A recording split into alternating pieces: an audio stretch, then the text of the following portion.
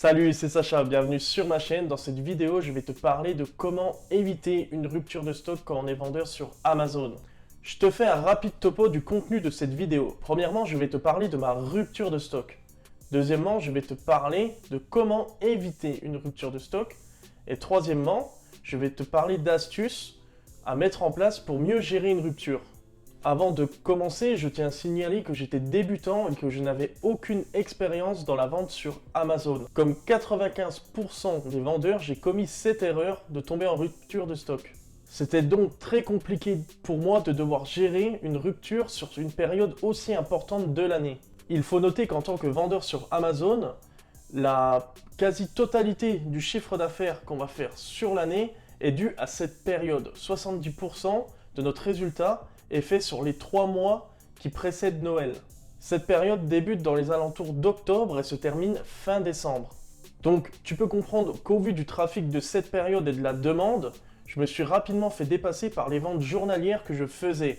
Et ça, je vais te le montrer tout de suite. Dans une précédente vidéo, je t'avais beaucoup parlé en chiffres. Là, je vais surtout te parler en unités de vente. Allez, tout de suite, on commence le premier point. Donc au lancement de mon premier produit, j'avais 500 pièces en stock. Je commençais à vendre correctement pour cette période, une moyenne de 3 à 4 produits par jour.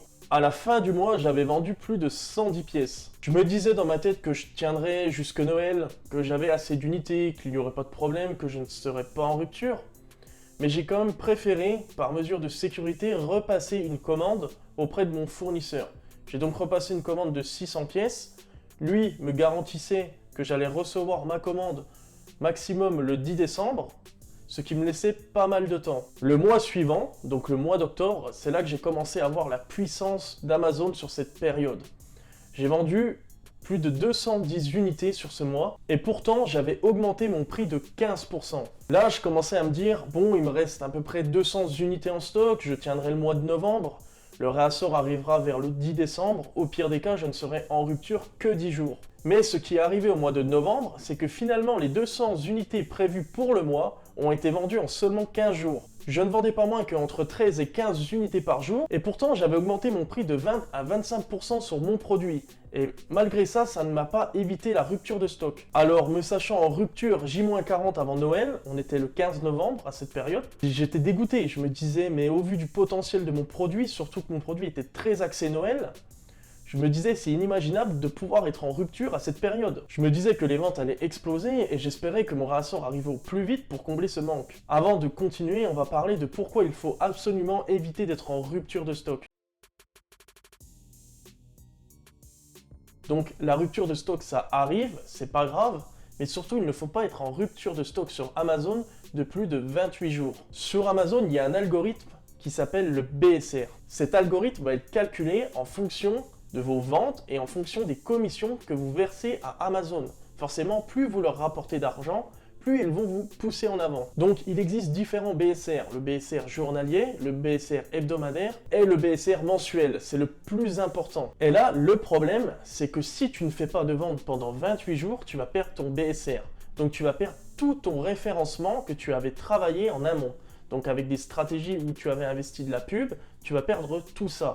Et ça, il ne faut surtout pas perdre ça, car tu vas perdre du temps et tu vas revenir au début de ton lancement de produit pratiquement. Alors rassure-toi, ce n'est pas perdu, ça va être possible de le récupérer et de retrouver ton positionnement, mais il va falloir adapter des stratégies où tu vas investir dans de la pub, où tu vas faire des coupons, où tu vas faire des remises sur tes produits, et ça va avoir un coût financier. Mais t'inquiète pas, pour toi, j'ai quelques astuces que je te parlerai en fin de cette vidéo. Donc là, deux solutions se présentaient à moi.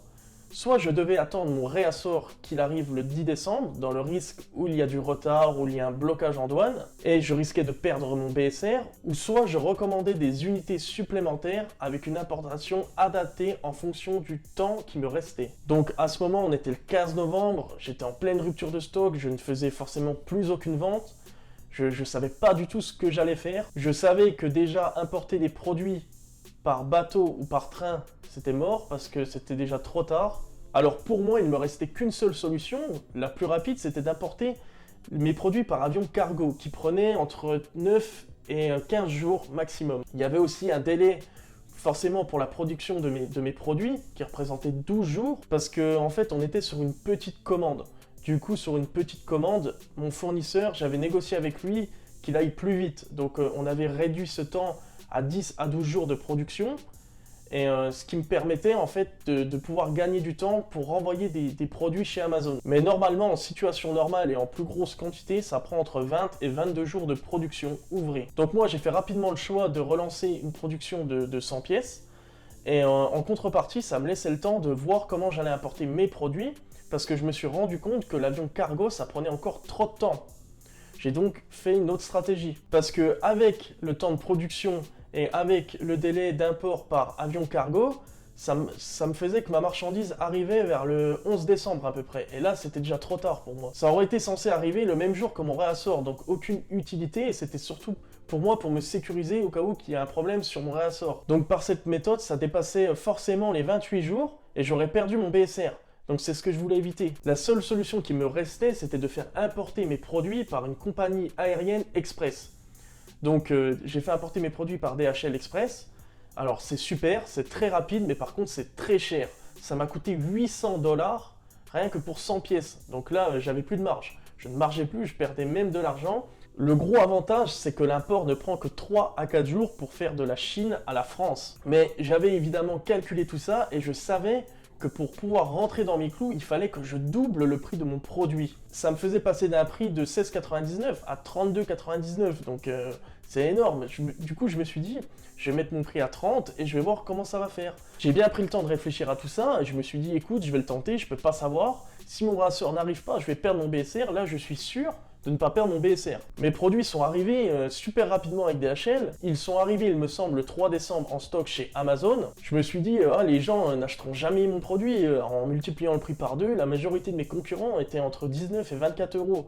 Moi, mon produit, il aurait été dans les alentours de plus de 30 euros, surtout pour le produit qui est le même que mes concurrents. Alors, j'avais beaucoup peur par rapport à ça. Et là, ça a été vraiment une dinguerie. Quand j'ai reçu mes produits, même avant qu'ils soient reçus chez Amazon, je faisais déjà des ventes. Parce qu'il faut savoir que quand on envoie des produits chez Amazon, des fois, votre annonce se remet active.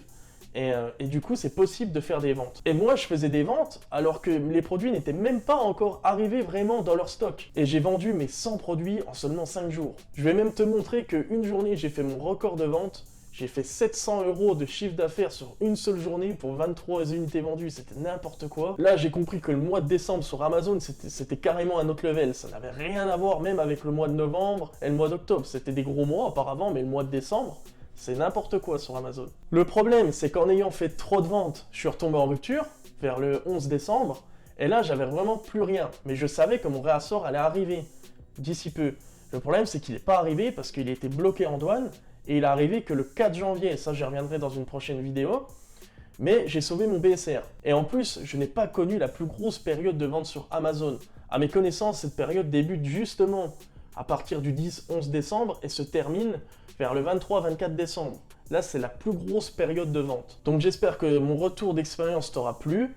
Tout de suite, on va passer aux astuces que je vais pouvoir te préconiser pour éviter d'avoir les mêmes problèmes que moi j'ai pu avoir.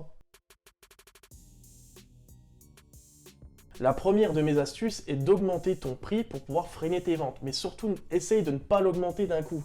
Parce que si tu l'augmentes d'un coup et que tu fais des ventes qui est proportionnel au prix que tu as augmenté, ça va si ça ne bouge pas. Mais si tu as augmenté ton prix pour freiner tes ventes et que tu passes de 10 ventes par jour à 2 ventes par jour, là ça va parler. Tu vas générer beaucoup moins de commissions que tu générais avant à Amazon et Amazon vont te positionner proportionnellement à ce que tu leur génères. Donc tu vas être mal référencé. Le deuxième point, j'en ai beaucoup parlé dans cette vidéo, mais c'est surtout de ne pas être en rupture de stock de plus de 28 jours. Et pour ça, j'ai une astuce que moi je n'ai pas appliquée parce que je ne la connaissais pas, mais pourtant elle est toute simple. C'est en fait quand vous recevez votre stock, si vous recevez votre stock chez vous, vous gardez entre 5 et 10 unités.